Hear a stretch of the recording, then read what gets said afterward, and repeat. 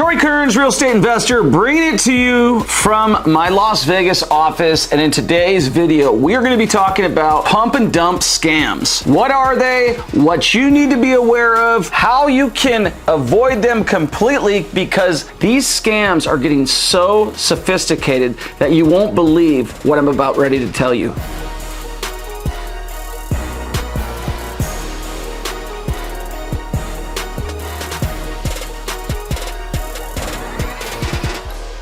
So market manipulation is a fraud and a scheme commonly referred to as pump and dump. This is where fraudsters are going to artificially inflate the price of a stock, the price of cryptocurrency, and then sell it to unsuspecting people. They're called marks.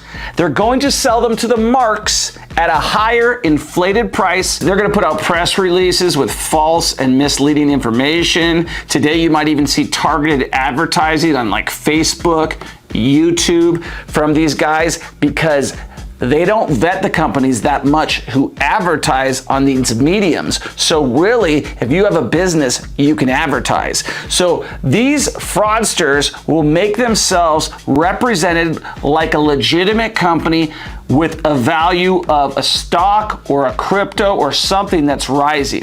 And then they're going to use high pressure sales tactics to get you to buy. So once they start selling the stocks or the crypto or whatever, what happens is you have artificially inflated trading, okay? So there's a pull of demand because they are pushing artificial demand by high pressure sales tactics and through press releases. It used to be all done through the phones, but right now it's done with internet, it's done with press releases, it's done with newspaper ads, it's done with any sort of technology, sponsorship, targeted advertising, and then the starters, the founders, the guys who are in on the fraud, they sell all their shares once they're ready to, and then everybody else loses everything. You're buying paper, so when paper goes down to zero, it's worth nothing. If they took all the money and they had a fake company that didn't exist, because what they're selling is a company that's not worth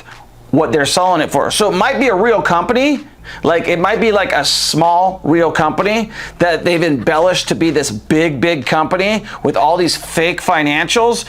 And by pushing it and marketing it and showing you that it's actually growing, then you're thinking, wow, I'm getting a great deal and it's going up. Well, the guys in on the fix on the other end are timing the market to get it maximized out. They know when the sales are slowing down on the phones and everything, and that's when they sell their stock, take your money, it drops down to nothing because the company wasn't worth anything to begin with.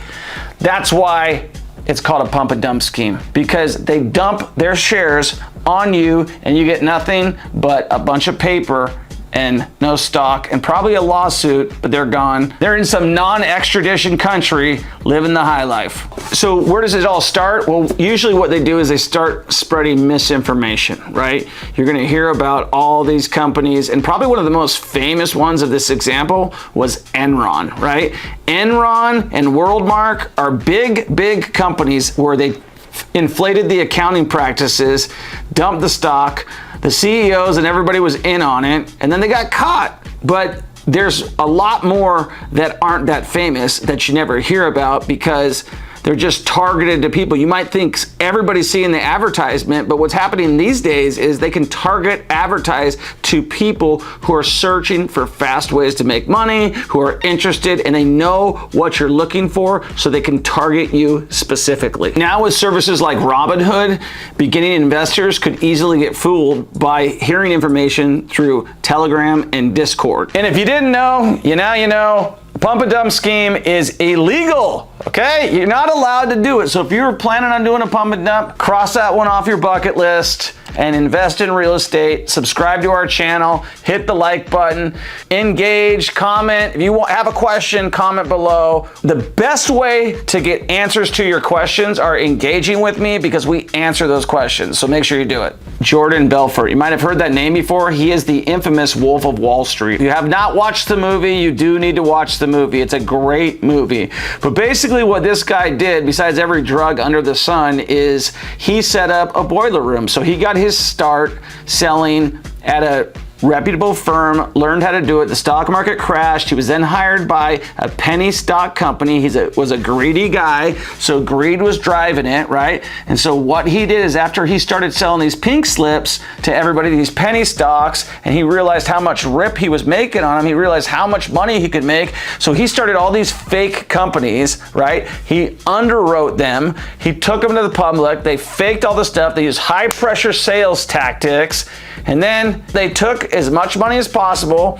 He went to prison, and they wrote a book about it and produced a great movie. There's other guys doing bigger stuff than Jordan Belfort. A guy by the name of Greg Mulholland. He took investors out of $250 million, 250 million buckaroos. He was trying to set a record. There was a lot of co-conspirators involved with him. He wasn't alone. I could go through about 8 different names, which I'm going to save you from. But basically, it was well orchestrated with smart guys, attorneys, the whole bit, and they ended up stealing $250 million. So this is a very prevalent thing that happens all of the time. The whole scheme was that they took a social media company public that had no earnings, no values, and they got it up to $6 billion worth of fake fraudulent value that investors thought they were actually investing in. These are general tips for avoiding pump and dump schemes or just fraud in general. Don't believe the hype. Find out where the stock trades. Independently verify claims.